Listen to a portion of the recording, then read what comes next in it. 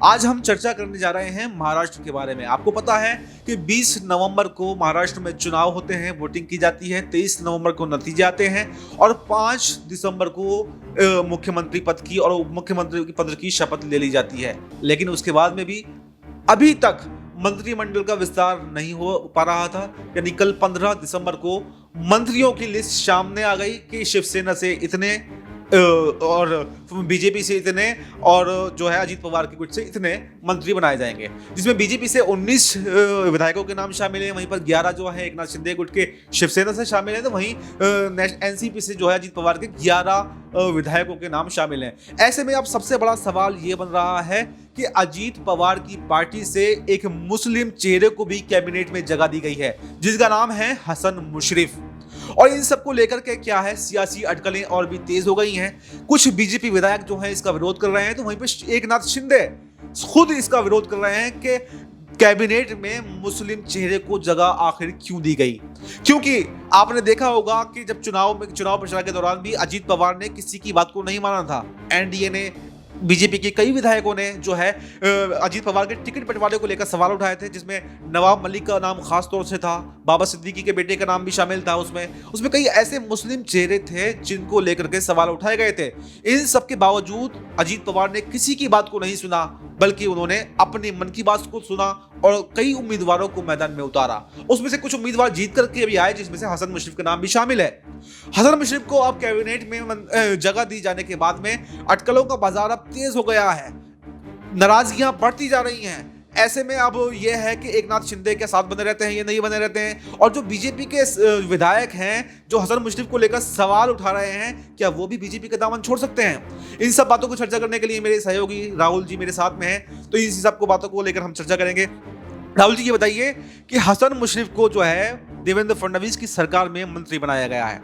एक तरफ जो एनडीए का चेहरा है, एनडीए मतलब बीजेपी का खास तौर से उसमें बात करें चेहरा है, वो कहीं ना कहीं मुसलमानों का विरोधी कहा जाता है। कहीं भी वो मुसलमानों को जो है टिकट नहीं देते हैं, बहुत कमी से वो टिकट देते हैं। मंत्री तो इस वक्त केंद्र की सरकार में हम देखें तो कोई भी मुस्लिम मंत्री नहीं है, किसी स्टेट की सरकार में कोई मुस्लिम मंत्री नहीं है।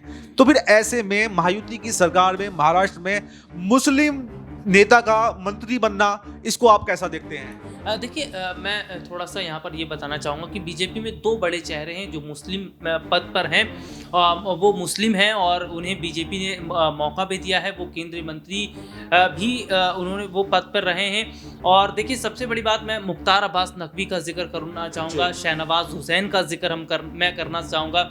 शहनवाज हुसैन जो बिहार से, उन्हें बड़ी हम देखते हैं जिम्मेदारी दी गई। देखिए कि मुख्तार अब्बास नकवी की हम बात कर लेते हैं, वो अभी भी शायद केंद्रीय मंत्री में नहीं, वो मंत्रिमंडल। तो लेकिन ये देखा जाता है कि उन्हें वो 2 बड़े चेहरे जो है वो कहीं ना कहीं बीजेपी में एक बहुत बड़े रोल को उन्होंने अदा किया। और देखिए, सबसे बड़ी बात इसमें हम क्या देखते हैं कि यहाँ पर देखिए हसन मुशर्रफ का हम जिक्र कर रहे हैं। और देखिए, महाराष्ट्र का जो चुनाव है वो दिलचस्प इसलिए हो गया था क्योंकि जब यहाँ से बटेंगे और कटेंगे की राजनीति हो रही थी और एक है तो सेफ है का जिक्र हो रहा था, तो उसके बाद में ये देखा गया कि खाई हो गई थी, यानी हिंदू अलग मुसलमान अलग। और ऐसा देखा जा रहा था ये चुनाव हिंदू मुसलमान के नाम पर लड़ा गया, जो कि बहुत बड़े हद तक हम देखते हैं कि ठीक भी हुआ। और बीजेपी जो है 132 का मार्जिन लेकर आई थी पहले के अकॉर्डिंग में।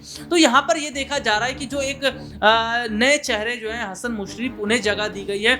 और देखिए, जिस तरीके से बीजेपी में ये बात कही जाती है कि वाकई मुसलमान जो उम्मीदवार हैं बहुत कम बीजेपी की तरफ से होते हैं, बहुत कम जो है वो दांव उन पर खेला जाता है। और ये देखिए, सबसे बड़ी बात यह है कि जो मंत्रिमंडल की अगर बात कर लेते हैं, जो मंत्रियों ने जिन्होंने शपथ ली है, देखिए उन्हें अभी उनका काम नहीं दिया जा रहा, क्योंकि अभी मंत्रिमंडल का विस्तार नहीं हो पाया है। क्योंकि यहाँ पर यह देखा जा रहा है कि किसको क्या मंत्रालय दिया जाए, किसको क्या मंत्रालय ना दिया जाए। और मंत्रालयों को लेकर तो यहाँ पर लड़ाई चल रही है ना। तो यहाँ पर जो चीजें इस वक्त दिखाई दे रही हैं, जो हालात इस वक्त दिखाई दे रहे हैं, वो ये जाहिर तौर पर बताते हैं कि क्या इसी तरीके से पेच फंसा रहेगा। और एकनाथ शिंदे ये कहते हैं कि भाई वो अपने सभी विधायकों का शपथ लेना चाहते हैं, यानी कि 2.5 साल के बाद जो है उनके विधायक पलटेंगे नहीं, अभी नहीं पलटेंगे। और देखिए, यहाँ पर यह भी देखा जा रहा है कि अजीत पवार गुट और शिंदे गुट, इन दोनों को डर है कि इनके विधायक टूट ना जाए, बीजेपी की तरफ ना चले जाए। क्योंकि यहाँ पर जिस तरीके से बीजेपी जो है उसने जो जगह देने की बात कही जा रही है, देखिए बीजेपी के जो मंत्री हैं वो 20 जो है वो जगह लेते नजर आ रहे हैं। एनसीपी की तरफ से भी अगर यहाँ पर हम बात कर लेते हैं तो उन्हें भी कम जगह दी जा रही है, शिंदे की शिवसेना की तरफ से कम दी जा रही है, जबकि विधायकों का जिक्र कर ले 41 विधायक अजीत पवार के पास, 57 विधायक शिंदे के पास में। तो ये चीजें कहीं ना कहीं बताती है कि महाराष्ट्र में क्या जो शपथ तो ले ली गई है, लेकिन अगर मंत्रालय जो है वो नहीं दिए जाते हैं उस अनुसार तो क्या वाकई एक बड़ी बगावत होगी और क्या ऐसे में क्या महायुति में बड़ी फूट देखने को मिल सकती है जी। पर यहीं पर एक क्वेश्चन मैं आपसे और लेना चाहता हूं कि बीजेपी ने इसके साथ में ही कुछ मंत्री जो पद हैं उनको खाली रखा है, तो उनको खाली रखने की वजह क्या हो सकती है? देखिए खाली रखने के लिए वजह ये भी मानी जा रही है कि अगर बात और ज्यादा बढ़ती है तो ये कुर्सी उन्हें दी जाएगी। और देखिए यहाँ पर क्या देखा जा रहा है, बैकअप लेकर चल रही है। बिल्कुल बिल्कुल, ये एक बैकअप के तौर पर चल रही है, क्योंकि यहाँ पर हम देख रहे हैं कि मंत्रालय को लेकर, देखिए कुर्सी को लेकर, सीएम कुर्सी को लेकर किस तरीके से बहुत ज्यादा शिंदे और देवेंद्र फडणवीस के बीच में लड़ाई देखने को मिल रही थी। और आखिरकार जब शिंदे कॉम्प्रोमाइज करते हैं, चलिए ठीक है देवेंद्र फडणवीस को सीएम बनने देते हैं, लेकिन ऐसे में फिर मंत्रालय तो मेरे पास आने चाहिए ना, मंत्रालय भी नहीं आ रहे और डिप्टी सीएम क्या उसके पास कुछ नहीं होता है। डिप्टी सीएम वो तो एक औपचारिकता भर का पद होता है कि आप दे दीजिए, काम तो सारे सीएम को करने। तो ये चीजें नजर आ रही है कि एकनाथ शिंदे और अजीत पवार को ऐसा लग रहा है कि लॉलीपॉप कहीं ना कहीं थमाया गया है, लेकिन शिंदे और पवार दोनों बहुत ज्यादा तेज नेता माने जाते हैं। और शिंदे ये बात कह भी चुके हैं कि दाढ़ी वाले को हल्के में मत लीजिएगा, ये सरकार बनाना जानता है तो सरकार गिराना भी जानता है।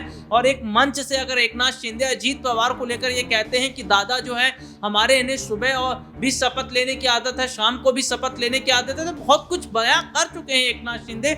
और देखिए केवल विधायक की बात नहीं, सांसदों की बात कर लेते हैं। शिंदे के जो 7 सांसद हैं उनका भी बहुत बड़ा रोल केंद्र में है।